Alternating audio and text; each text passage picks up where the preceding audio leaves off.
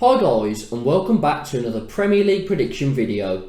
Last time out we got no scores correct, hoping to do better here, but before we get into the predictions, make sure to hit the like button, subscribe to the channel if you're new, and hit the notification bell so that you don't miss out on another video. I am closing in on 150 subscribers, so if you see this and aren't yet subscribed but enjoy the video, make sure that you hit that subscribe button. It really helps me out. Something that I want to start doing is getting your predictions, seeing what you think. So in the description there's a full fixture list of all the Premier League games. Make sure that you copy and paste that into the comments, just if you want to get your predictions across. Fill them all in and we'll see how you get on. Let's get into my predictions. And to start off, Everton take on Liverpool. Now Everton, 3 1-all draws in a row. They're starting to get some points on the board, but still looking for their first win. Liverpool have won their last 2 games. They obviously won 9-0 against Bournemouth. Then they won 2-1 against Newcastle in the week. Left it very, very late, questionably late.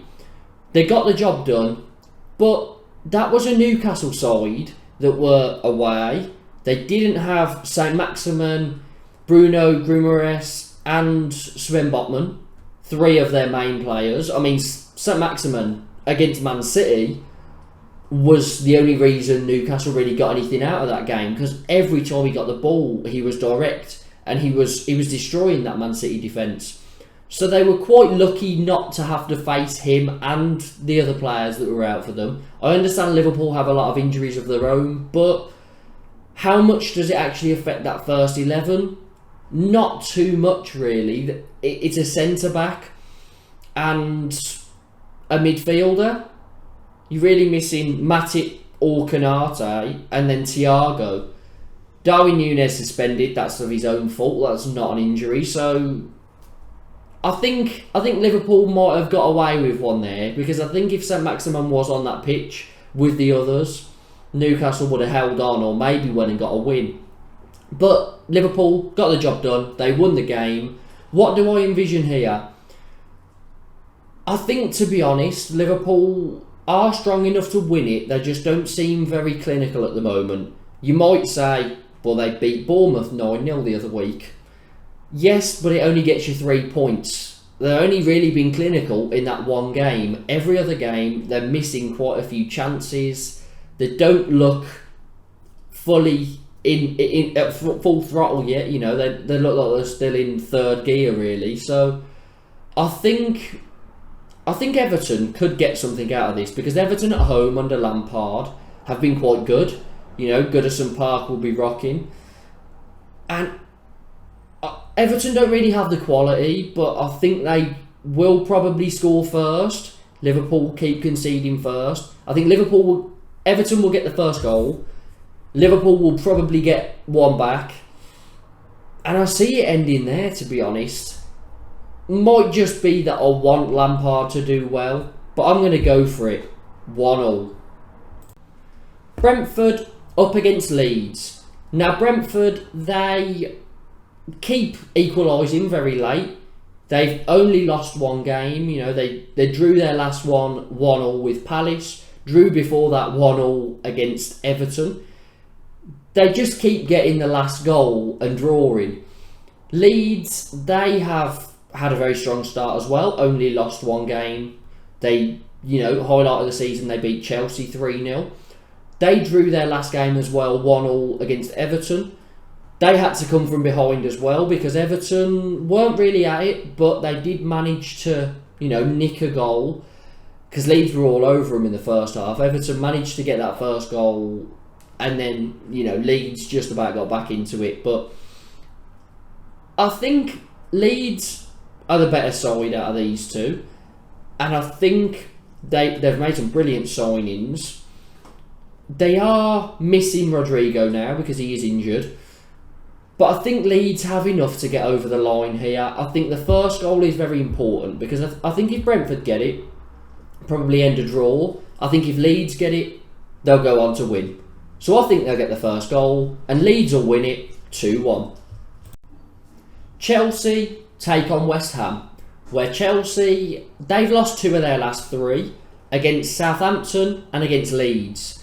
However, they were both away, this is at home, and they've started the season alright at home.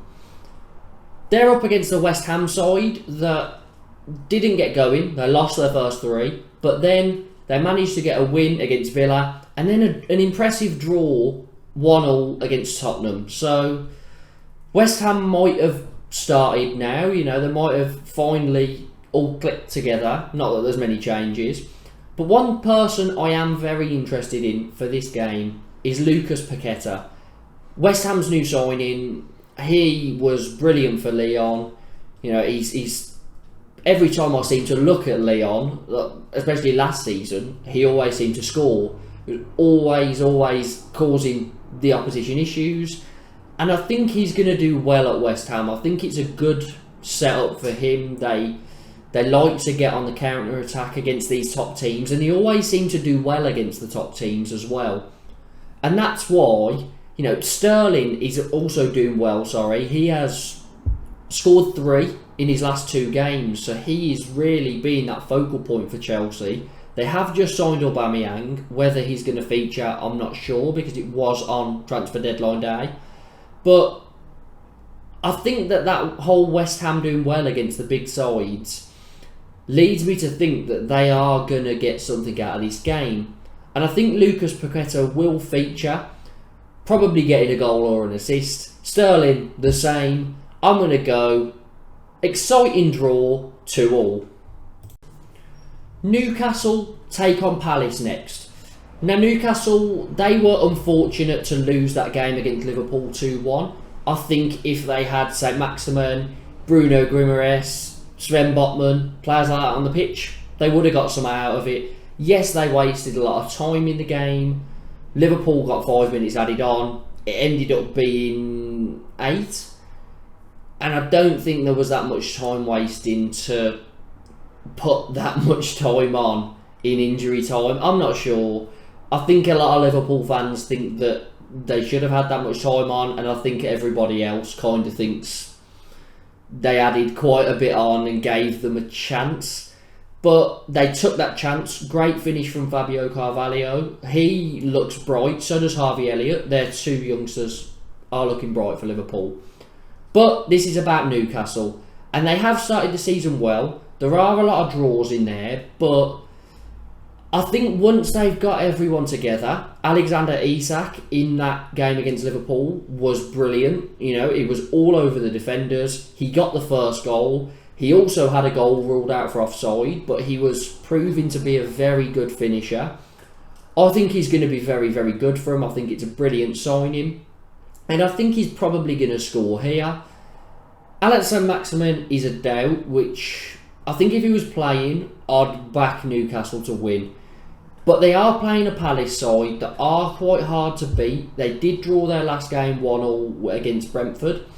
And the problem I find with Palace is they're brilliant in attack. They're good defensively as well, but they always seem to dominate a lot of games against teams that are sort of around their level, below them. But they never end up seeming to win. They don't seem to win too many games. They always do all the hard work, play brilliantly, and then just at the end they'll just let a stupid sloppy goal in.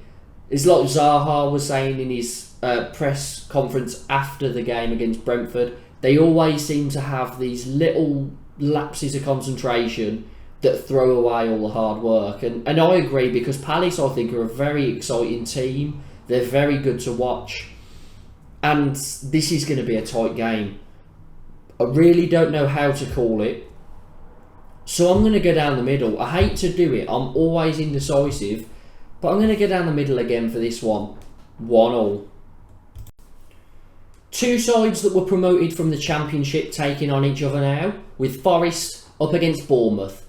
Forest, I think they've started to life okay. They've obviously made a lot of changes, so there's going to be a bit of time clicking together. They did lose their last game 6-0 to Man City. Again, it's Man City. they do that to people. You know, they're going to do that to newly promoted sides. They've got too much quality. It's a difficult one. It's a free hit. You don't really think too much about it. They have done okay at home so far this season, and I kind of think that they're going to do something similar here to what they did against West Ham. Not necessarily with West Ham having a lot of chances though, because they did. But Bournemouth haven't scored since the opening day, don't create much. They obviously lost 9-0 to Liverpool. They did draw their last game 0-0 against Wolves, which is, you know, a good result. But I'm just struggling to see where the goals are going to come from. Which is why I think Forest are going to put on a good defensive display, be solid, get a goal, sit on it, and win it 1-0. Spurs take on Fulham next. Now Spurs, they've started the season okay, you know, they're unbeaten, but they've probably had a few more draws than they'd like. They did draw their last game 1-1 against West Ham. They're coming up against a side that, you know, they are a good side. You know, they've started very, very well, but I feel like they do rely on Mitrovic. You know, he has scored 5 goals this season. He, you know, 5 in 5, so he is doing really well. But when he's not scoring, where do the goals come from with them? Because he has scored the majority of their goals so far. I think Spurs have got so much quality, but they do sometimes not score as many as they should. Whether Fulham can be good enough defensively, I'm not sure. They have only lost 1 game this season, so they have been hard to beat. But I just think that Spurs have got too much quality. I see Mitrovic scoring again, but I think Spurs, yeah, they will be able to break this defence down quite a few times and get a few finishes in there. So Spurs to win it 2-1. Wolves take on Southampton next. Wolves, they have started poorly. You know, they haven't picked up a win. They have drawn 3 out of their 5, so they're not easy to beat. But against Bournemouth midweek, you'd expect them to be winning that game. Bournemouth are, you know, probably the weakest side in the division. But Wolves couldn't get a goal. They really struggled to put the ball in the back of the net. And that looks like an issue they're going to have this season. Southampton, on the other hand, have started very well. Now, they've won 2, drew 1, lost 2, so they are a bit hit and miss. But their 2 losses have been against Tottenham and Man United. And then they have also played Chelsea in there and they beat them. So to have 7 points when you've got 3 of those, them 3 games being in your 5, is a good start. And Southampton, I was worried about them this season potentially getting relegated. I still think they'll be down there, but if they can carry on this sort of form that they've had to start off with, I think they'll give themselves a good chance at survival. They took a lot of risks in the transfer window. They bought a lot of young players that were unproven really at this level, but I think it's starting to pay off already, and I think they're quite hard to play against because you don't know what to expect. So that's good from Southampton. You know, I think they've started well, and I think they're going to get a point out of this one. Now, Wolves have only scored 2 in their five games, 2 0-0s in there. I think they will manage to score here, but I think Southampton, they seem to be able to break down defences quite well. So, down the middle, 1-1. A game that you'd expect to be very one-sided next. Aston Villa take on Man City. Villa, such a poor start, lost 4 out of their first 5. They did get a win against Everton, but they have been very, very bad so far. You know, they've got no identity. They've had an okay, you know, first 5 fixtures, but they're just not. They're not getting the results at all. Man City, on the other hand, unbeaten in 5, won 4 of them, won their last game 6-0 against Forest. Haaland is ridiculous. 9 goals in 5 games. Back-to-back hat-tricks. he is impossible to defend against. And, well, unless you're Bournemouth, because Bournemouth didn't concede against him somehow, but he is so clinical. He's got all the attributes, and he's so young. You know, he's strong, he's tall, so he can win headers, he's quick, he's clinical. He's going to be a brilliant striker. I mean, I said it before in my transfer episode when I was excited he was coming to the league and I thought he was going to be brilliant. He's just proving me right, but if anything, he's somehow better than I expected, and I picked him up a lot. But yeah, he is going to be deadly. He's just going to score so many goals. And I see him getting a few here as well, to be honest. Could he get 3 hat-tricks in a row? I wouldn't call it off, to be honest. I would not be surprised if he went and did it. Villa, with Gerrard, that whole situation, I think this is a free hit. Again, their last game against Arsenal, kind of a free hit. Man City, definitely a free hit. But I think in the 2-3 fixtures after this one, if Gerrard doesn't pick up many points, if he loses 2 out of the 3 or something, I think he's gone. And to be honest, I don't think he's going to be in the job by October. For this one, I think Man City are going to comfortably win it 4-0. On Sunday, going to the Amex Stadium, Brighton up against Leicester. Brighton have started well. You know, despite their 2-1 loss against Fulham in the week, they have started well. They were unbeaten before that. They are difficult to beat. Fulham have Mitrovic, who caused the defence issues. Fulham played very well in that game, and they have started the season well. But Brighton, I think, are going to cause a lot of teams issues this season. Leicester aren't causing anyone issues. They drew on the opening day. They've went on to lose their next 4.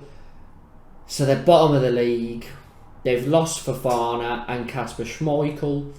They've replaced one of them with a centre-back that I've never heard of. I can't remember the name of him, apologies, but I'm not sure about that. They haven't signed a goalkeeper to replace Schmeichel, who was a massive leader in the dressing room. I think it's going to be a really tough season, and I think they're going to rely on James Maddison to pull them through. He has had a good start to the season, to be fair. They have managed to score 6 goals in their first 5 games. The only game they didn't score in was the last one against Man United. So they are getting the goals, they just can't keep the ball out the back of the net. Their defence looks even weaker now that Fofana's left and Schmeichel's gone. So I see them having to start scoring a lot of goals. I'm not sure I see it. However, I think they will score in this one because they have scored a few so far. Up against Brighton though, I think I've got to back the Seagulls to win it 2-1. And finally, the big one that I am excited for, Man United up against Arsenal. Now this has been a great rivalry, you know, over the years. You've had Fergie versus Wenger as the main sort of part of this. And I think that this is going to be a very good game. Man United obviously struggled at the start. They lost their first 2 and they looked all over the place. They've since took Maguire and Ronaldo out of the starting 11. Ronaldo has featured since. Maguire has stayed on the bench. And they've won 3 in a row. So it sort of shows you that Harry Maguire, being the captain, being in the team, seemed like a bit of a problem. With Martinez and Varane as the 2 centre-backs, they seem very, very solid. Luke Shaw and Wan-Bissaka also not playing anymore. Dalot and Malacia look great as well. You know, they look like they're full of, you know, they've got a lot of spirit. They're hungry and it's going well. Man United look like a different side. To add Casemiro to that now, who I'm expecting to start in this game. Anthony, brilliant winger from Ajax. Very young, very raw, full of skill. Brilliant, you know, delivery of a ball as well. I can see him being very, very good for them. Whether he features in this one, I'm not sure, but I think he is going to be very good for them this season. So for Man United, it's looking upwards. It's looking good. Arsenal, are top of the league, the only side that have won all of their games so far. They have started the season brilliantly, and they seem to have this spirit about them. You know, they're resolute and they can get back into games, and they haven't seemed to have that before. They've got resilience. You know, in previous seasons, they'd go 1-0 behind and you'd never fancy them to get back into it. It looks very different now. They look brilliant defensively with William Saliba in there. Jesus, Zinchenko, you know, Erdegaard's playing brilliantly. Saka seems to be struggling a little bit, but I'm sure he'll get back to the form he was showing over the past few seasons. Martinelli's doing brilliant. Arsenal are brilliant to watch. Jesus linking up with everyone. I really enjoy watching Arsenal, and I think they are going to be nailed on really for the top 4 this season, as long as they don't get big injuries. For this game, it's a difficult one to call because Man United, you know, now that they've hit this form, they went and beat Liverpool the other week. Are they going to start just competing with everyone? I think they've got a chance. I think they'll compete in this game. I'd love to go for a draw, but part of me thinks someone's going to nick it. So I'm going to go for someone to nick it. And I think if anyone does, it's going to be Arsenal. Just because they've started the season so well. They seem to be able to score a lot of goals as well. I think they will be able to breach this Man United defence. But I think there will be goals in the game. I think both teams will score. I'm tempted to go higher, but I'm going to try and stay calm. I'm going to go Arsenal to win it 2-1. So, those are my predictions for these Premier League fixtures. Some very, very good fixtures in here. Some tough ones to predict. Hopefully we can get some scores right. Make sure that you look in the description at the full fixture list. Copy and paste it into the comments and stick your scores below to see if you can get any scores right. Make sure to hit the like button. Subscribe if you haven't already. Let's get to 150 subscribers, you know, within the next few weeks. And hit the notification bell too, so that you don't miss another prediction video. I've been James, JC Football. Make sure you subscribe, and I hope it's a brilliant weekend of Premier League fixtures.